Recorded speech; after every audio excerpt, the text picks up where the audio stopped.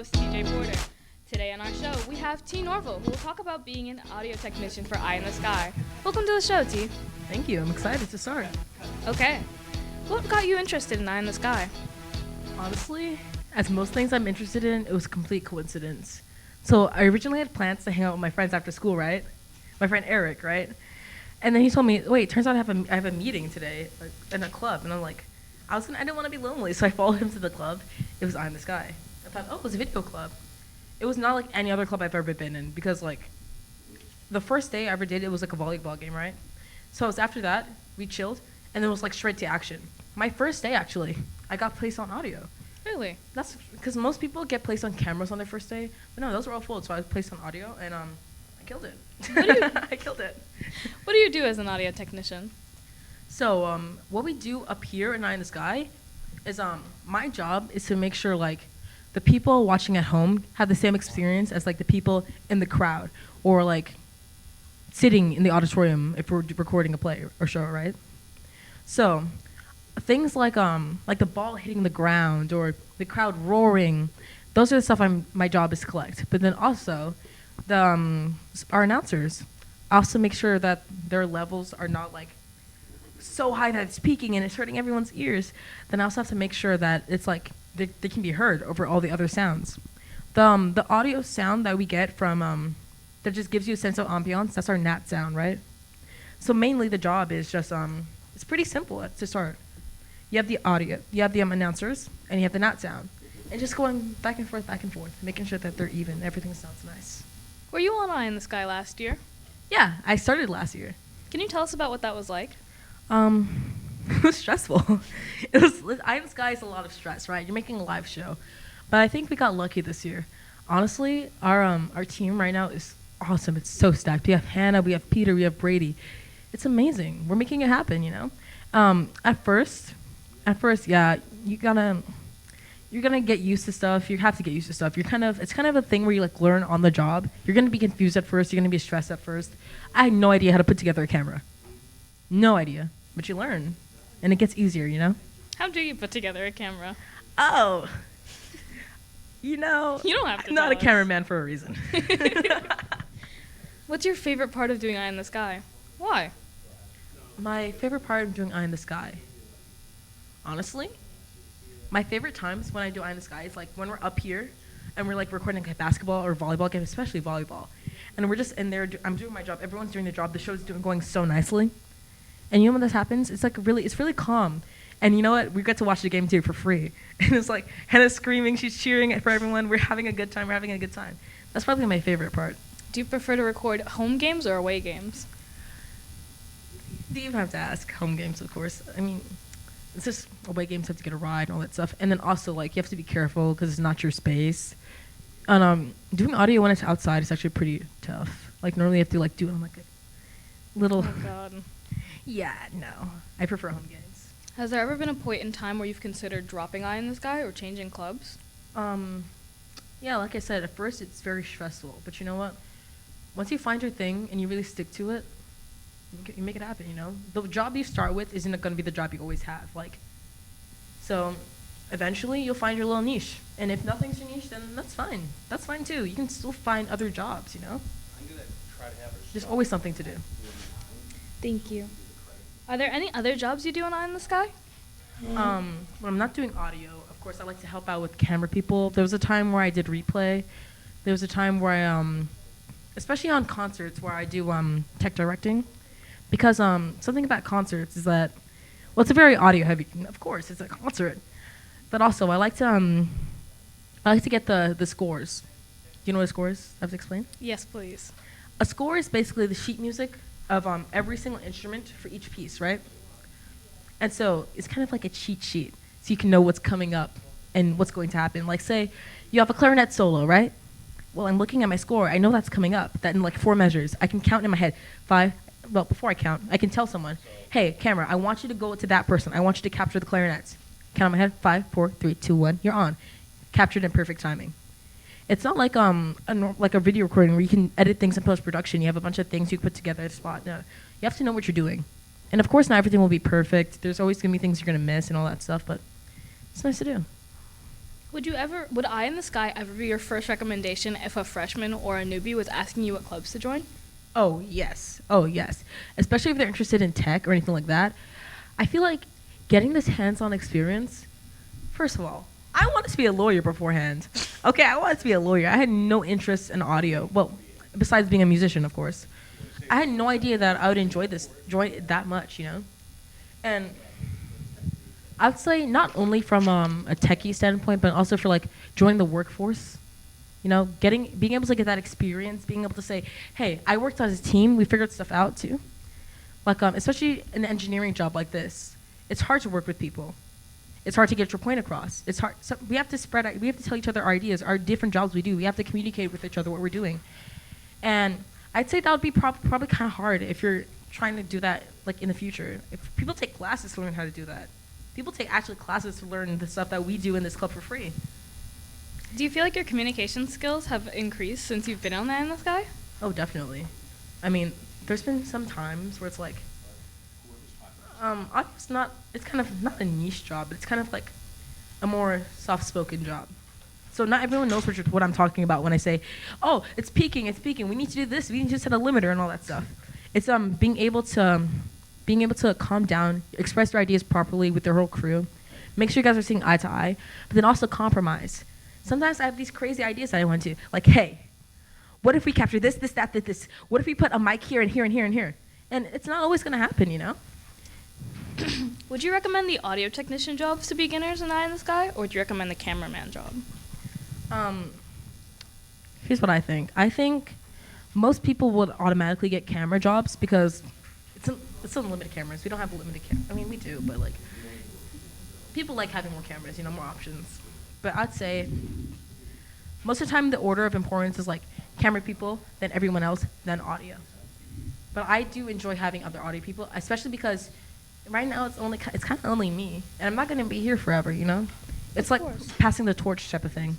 Once you're good at something, you kind of have to lay back, let the people get into it, let them get into it. And like, I didn't have a mentor to teach me how to do this. And so anyone else who has that will be lucky enough to have one. Are there any, whoops.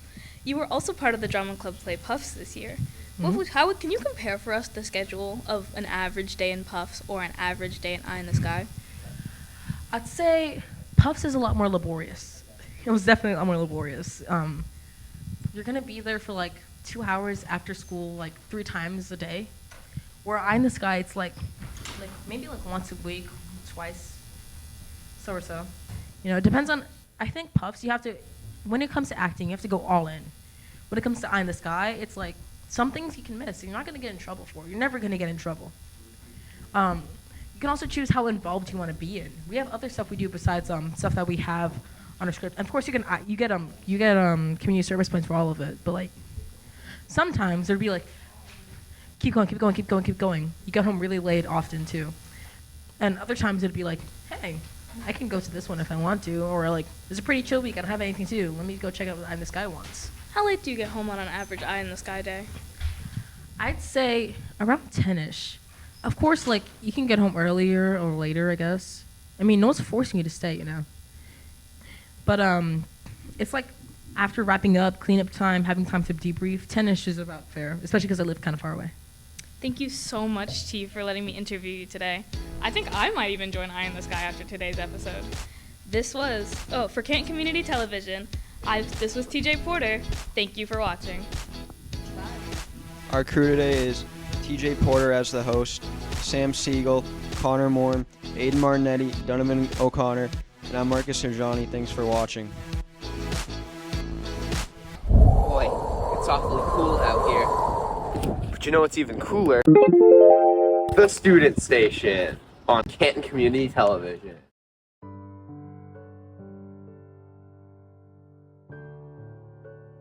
You know what? I don't really like this game. Are we feeling cool? Sure.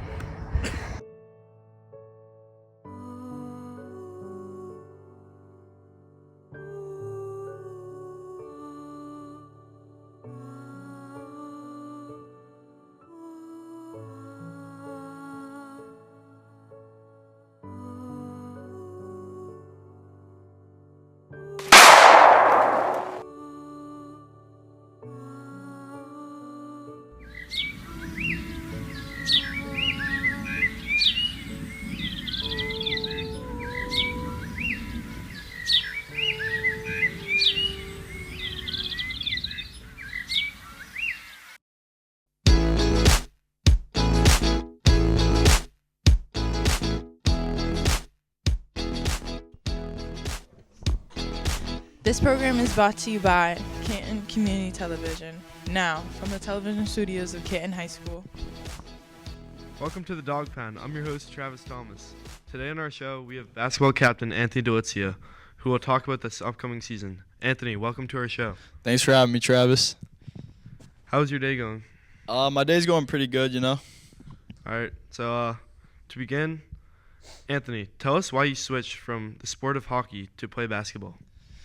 I switched from hockey to basketball, honestly. I really liked hockey. It was really fun. I feel like I was a pretty good player, but I switched for basketball because I just found the love with basketball. Thought it was more fun to play. Yeah.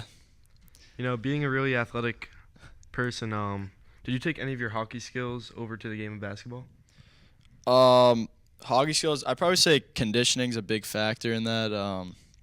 Just switching from playing hockey to basketball, just like being in and out with hockey, like shifting in and out, like quick 1-minute shifts. And then basketball, you got to run up and down the court, like continuous time. So I feel like being in the hockey shape and basketball shape are kind of similar in ways because it's different variations of the way you're running. So you know that we know you're a really good leader on and off the ice, but describe to us the skill sets that it takes to become a good captain like you.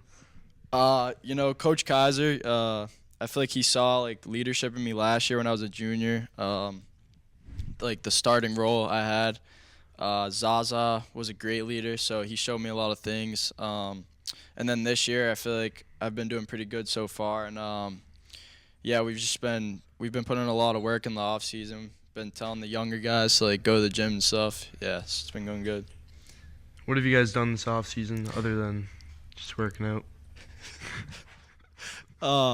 We've been going to Dana Barros to just get like runs in, play, just condition. We've also been doing like little training work. Some kids will just go like 3 or 4 of us, and we'll just put in work, do drills, just get better on our game, ball handling, shooting, defense, yeah, all that. So coming off a great junior season, do you have any skill sets you think you need to focus on the most? Skill set I need to focus on the most, probably defending, to be honest. I feel like last year my defense was pretty like mediocre. I could shoot the ball pretty good, but defense was a big factor and why I got taken out sometimes. And I've been working on that a lot, just like getting a little more physical, going to the gym a little more, just getting ready for the season. Because last year there was some guys that were just bigger and it was tough. So just trying to get a little more physical. Yeah. So we know you guys lost in the Sweet 16, but how did your loss in the Sweet 16 bring motivation to this upcoming season? Yeah, that loss, it really hurt. We played the 3 seed, Somerset Berkeley. I mean, we should have won that game for sure. We came in pretty confident. We knew we were the better team, but we couldn't get it done. But yeah, it carries forward, give us more motivation because I think we'll come in strong. Kaiser will definitely be fired up because of that loss. He'll get the team going. Yeah, I feel like the younger guys will be motivated too. And, you know, being best friends with these teammates on the court, does that translate? Do you like still talk to a lot of the graduated seniors that left? Yeah, I've been talking to Zaza and Jerry. Jerry's he's at Curry College now. He's starting over there. And then Zaza plays Salve Regina. Just been talking to them, seeing how they're doing, you know, playing basketball because they both play. And just asking them, like, what I could do to get better in the off season and, like, improve my game and just get better overall. So, you know, I think it was your sophomore year. You guys got a new head coach? Yep. No, it was my junior year. How did that did you guys have a new playing style? How did that translate to your game? Yeah, so my sophomore year it was Coach McKinnon. He was a great coach. He was a good guy too, but my junior year it switched over to Coach Kaiser, and they were different coaches because Coach McKinnon was more of like play back kind of guy, play like softer type of defense. I wouldn't say softer, but Coach Kaiser, he wants us to press the whole game, just get in people's grill, get them frustrated. And then offense, we ran like a horn set with Coach McKinnon. And for Coach Kaiser, we just run 5-out most of the time. So it wasn't really a big adjustment. Coach Kaiser, he's a great coach. He got Coach of the Year last year, so it wasn't really hard to adjust at all. What do you think made him the coach that he is today, bringing all the energy and keeping the motivation year-round? Yeah, Kaiser, he like on the sidelines, he gets us all fired up like as if he's playing in the game. Like he screams really loud. He won a state championship at Randolph, so it's a big part of his resume. But yeah, he gets the guys going with his energy for sure. You know, we already know how you're very motivated for this upcoming season, but what is your team's goal by the end of the year? The team goal is always to win the state championship. We know it'll be hard, losing like 3 very good players that we had, Zaza, Jamal, and Jerry, and even Owen Lane, 4 starters. So it will be very hard to, adjust from that, but we're definitely willing to do it, and we think that we can still win a state championship, even though it'll be very tough. And that's Kaiser's main goal. Since he came in from day one, he's always said that he wants to win a state championship. That's his main goal, and it's still the main goal. So you know that you've been pretty much starter for the last 2 years. Losing a lot of these seniors. How do you think the new guys will adapt to this playing style on the court? They pretty much have to, because players are just gonna have to step up. Like players like JJ, Eli, Jack Feeney.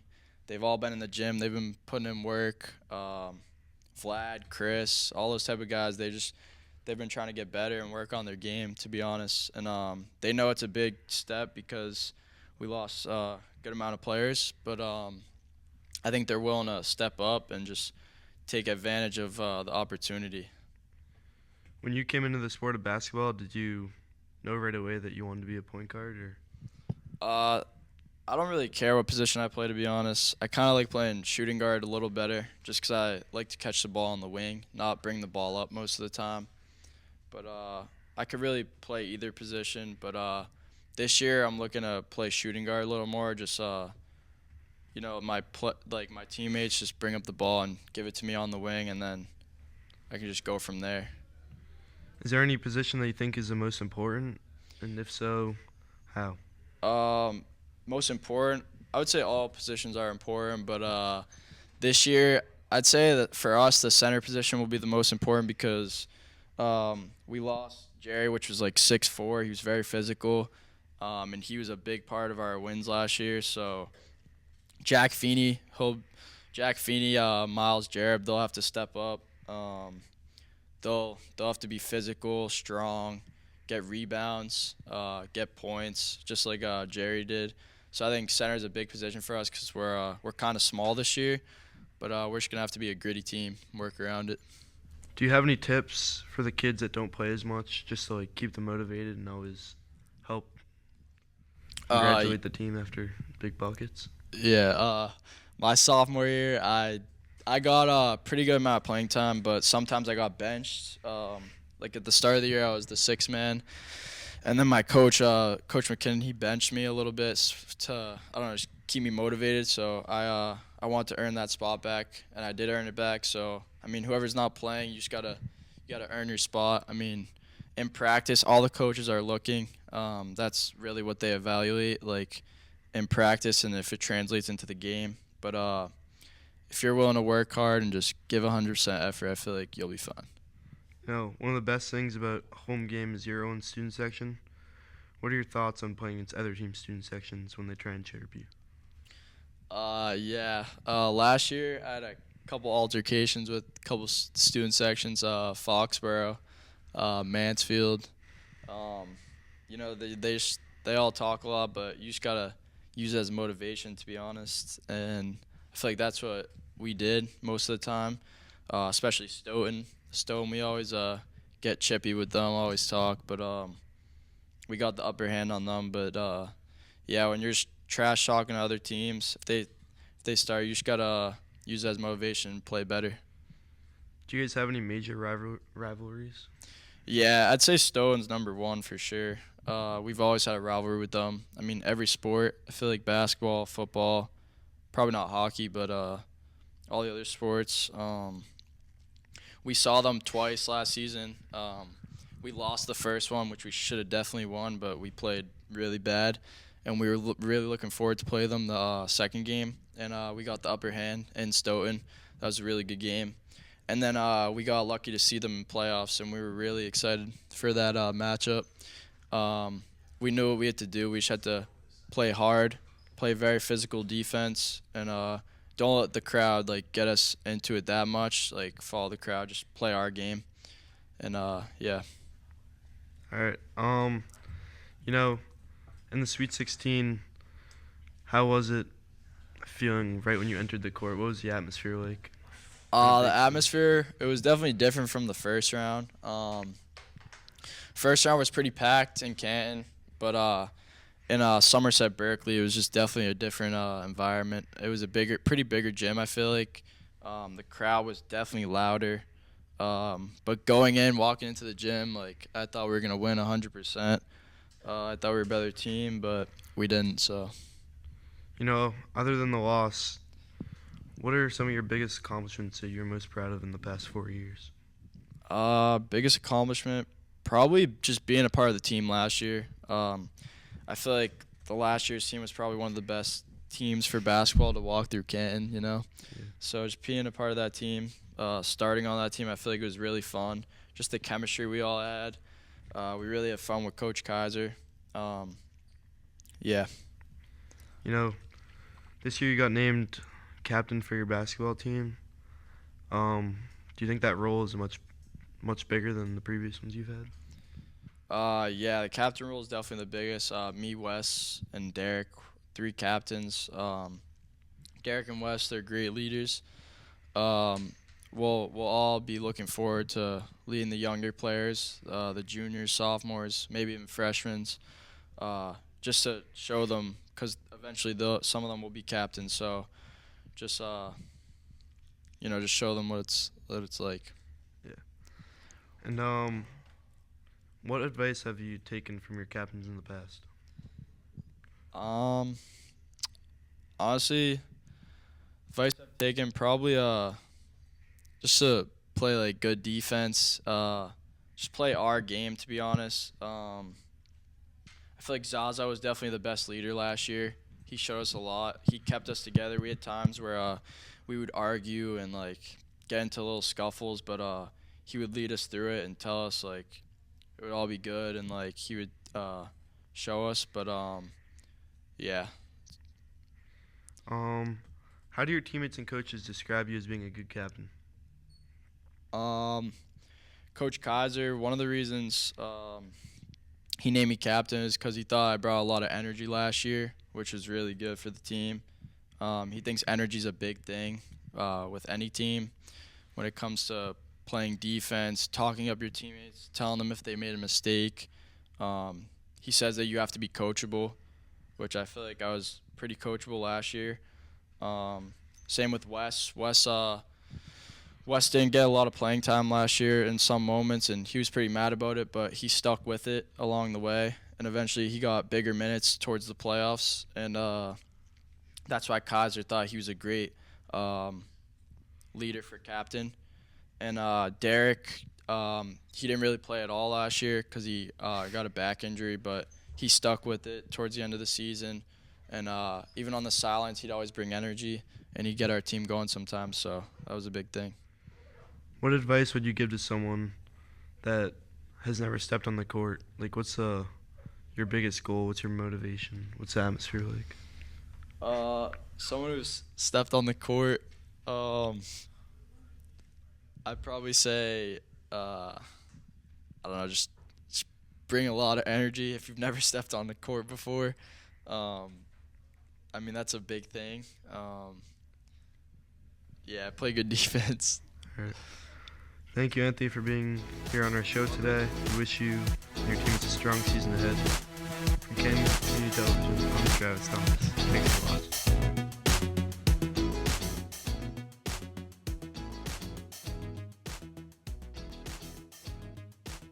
Watching the student station on Canton Community Television. You come to work and you do not know what you're going to come across. Every day is different. Every day is unique. Every day can be a new challenge and a new circumstance and a new problem to overcome.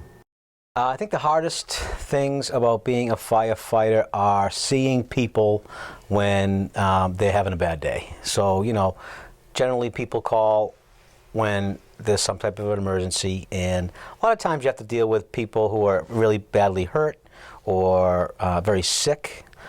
We deal with kids who can be sick or hurt, people who are in fires. So those are tough things to see day in and day out.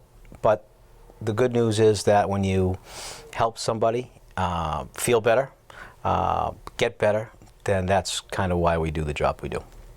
Be responsible. You have a license and you have a great responsibility, not only for yourself to get yourself home for you, your parents, and your family, but also for the other members on the roadway. Don't text and drive. Don't distract yourself from what you're trying to do.